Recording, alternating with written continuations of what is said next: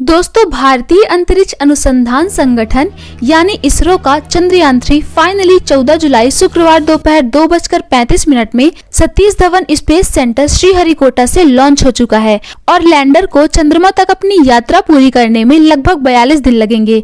जहां अमेरिका ने केवल 4 दिनों में चांद की सतह पर कदम रख दिया था, वहीं रूस ने भी चांद पर पहुंचने में इतना ही समय लिया था। लेकिन भारत का चंद्रयान 3 1 महीने से भी ज्यादा समय में चांद की सतह पर पहुंचेगा। आखिर एक ही दूरी को तय करने में इतने समय का अंतर क्यों? आखिर चंद्रयान 3 चांद पर पहुंचने में इतना अधिक समय क्यों ले रहा है? आज की वीडियो में हम इसे बहुत ही डिटेल में जानेंगे, तो बस बने रहिए वीडियो के अंत तक।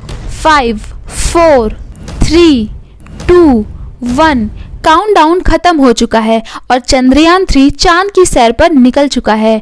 अब बस चंद्रयान 3 की सफलतापूर्वक चांद की सतह पर सॉफ्ट लैंडिंग का इंतजार है।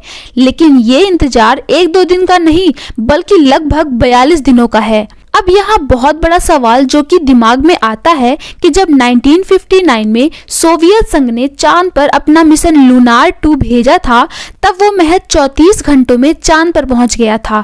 20 जुलाई 1969 में अमेरिका ने अपना अपोलो 11 मिशन रवाना किया था।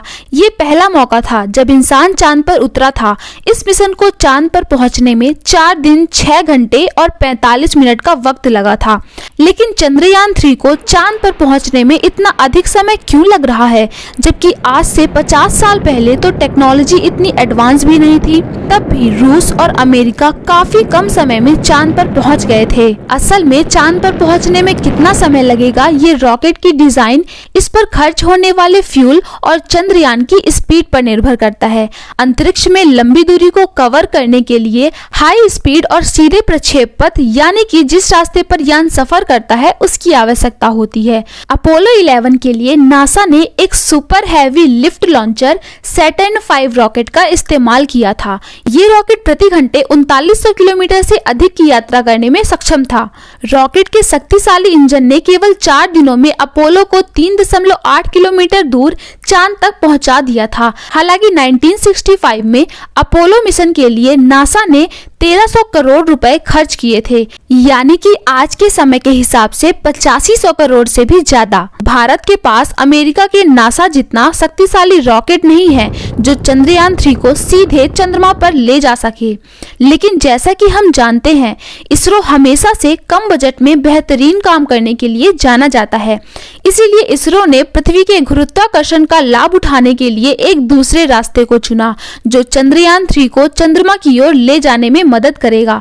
चंद्रयान 3 को पृथ्वी की ऑर्बिट से बाहर ले जाने के लिए LVM-3 रॉकेट को चुना गया है। LVM-3 रॉकेट 640 टन से अधिक वजन उठा सकता है। वहीं इसकी पेलोड क्षमता 4000 किलो से अधिक है। इसकी लंबाई 43.5 मीटर है। पहले इसका नाम GSLV Mark 3 था, लेकिन अब इसका नाम बदलकर LVM-3 कर दिया गया है और ये वही रॉकेट है जो चंद्रयान 2 को भी चंद्रमा तक लेकर गया था। सबसे इम्पोर्टेंट बात कि भारत के चंद्रयान का बजट केवल 600 करोड़ है, यानी कि नासा के मिशन मून के आधे से भी कम।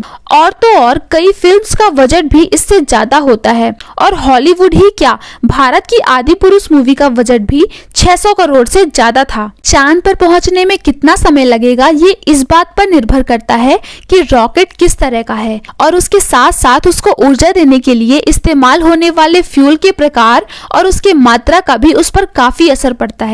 इस सब फैक्ट्स को ध्यान में रखकर चांद पर जाने वाले रूट को तय किया जाता है। जितने कम दिनों में चांद पर पहुंचना है, उतना ज्यादा फ्यूल जलेगा और उतना ही ज्यादा खर्च भी आएगा। जैसा कि भारत के चांद मिशन में LVM-3 रॉकेट का इस्तेमाल हो रहा है, जो पहली बार इंसान को चांद पर ले जाने वाली रॉकेट सैटर्न 5 के मुकाबले बेहद कम पावरफुल है, लेकिन इस पर खर्च भी काफी कम आया है। अब चलिए आपको ये भी बता देते हैं कि कम पावर में ही चंद्रयान 3 चांद तक पहुंचेगा कैसे। कम शक्तिशाली और छोटे रॉकेट चांद तक पहुंचने के लिए चांद और पृथ्वी दोनों के गुरुत्वाकर्षण खिंचाव का इस्तेमाल करते हैं। इस वजह से उनका ज्यादातर समय इन दोनों की परिक्रमा करने में गुजर जाता है। इसमें ईंधन बेहद कम खर्च होता है। चंद्रयान 3 भी इसी तरह चांद पर पहुंचेगा और यही वजह है कि इसे चांद पर पहुंचने में 42 दिन का समय लग जाएगा। इसरो चीफ ने बताया है कि चांद पर जाने में तो सिर्फ 5 दिन लगेंगे, बाकी समय सैटेलाइट या तो पृथ्वी या फिर चांद की परिक्रमा करेगा, क्योंकि आगे बढ़ने के लिए यान उनके गुरुत्वाकर्षण बल का इस्तेमाल करेगा। दोस्तों, अब तो आप समझ ही गए होंगे कि हमारा चंद्रयान 3 1 महीने से भी अधिक समय में चांद पर क्यों पहुंचेगा। अच्छा, तो ये हुई चंद्रयान की बात, पर सोचिए कि आगे आपसे कहा जाए कि आपको अपनी कार से चांद पर जाना है, तो आपने कभी सोचा है कि इस पे कितना वक्त लगेगा? इसका जवाब है कि अगर आप 100 किलोमीटर पर आवर की 4 से चलते हैं तो आपको करीब 5.5 महीने चांद पर पहुंचने में लग जाएंगे। तो क्या आप कार से जाना चाहेंगे लॉन्ग ड्राइव पर? खैर, जोक्स अपार्ट, अब अगर बात करें कि चंद्रयान 3 चंद्रमा पर कब पहुंचेगा, तो अगर सब कुछ ठीक चलता रहा तो 23 या 24 अगस्त को ये चंद्रमा पर उतरेगा। चंद्रयान 3 चंद्रमा के उस हिस्से पर लैंड करेगा जिसे डार्क साइड ऑफ मून कहते हैं, और ऐसा इसलिए क्योंकि ये हिस्सा पृथ्वी के सामने नहीं आता। चलिए आपको ये भी बता देते हैं कि चंद्रयान 3 को चंद्रमा पर भेजने के पीछे भारत का मकसद क्या है। तो सबसे पहला मकसद चंद्रमा की सतह पर सुरक्षित और सॉफ्ट लैंडिंग करना है, ताकि दुनिया में हम अपने आप को साबित कर सके। इस मिशन का सबसे खास मकसद चांद के साउथ पोल को एक्सप्लोर करना है, जहां के कुछ गहरे क्रेटर्स में चंद्रयान 1 ने पानी की खोज की थी, और चंद्रयान 2 भी इसी जगह लैंडिंग करने की कोशिश में नाकाम हुआ था। इसलिए ये मिशन भारत के लिए खुद को साबित करने का मिशन बन चुका है, जिसके लिए भारत ने पूरी तैयारी भी की हुई है। ये मिशन भारत को अमेरिका, रूस और चीन के बाद चांद पर सॉफ्ट लैंडिंग कराने वाला दुनिया का चौथा देश बना देगा और भारत रच देगा एक बड़ा इतिहास। आशा करते हैं जितना जल्दी हो सके हमारा रॉकेट सही समय पर पहुंच जाए और इस बार सफलतापूर्वक सॉफ्ट लैंडिंग भी हो, और साथ ही हमारे चंद्रयान 3 में मौजूद जो रोवर है वो नई नई चीज खोज कर निकाले और इसरो का नाम गौरवान्वित करे, भारत देश का नाम गौरवान्वित करे। तो बेस्ट ऑफ लक इसरो।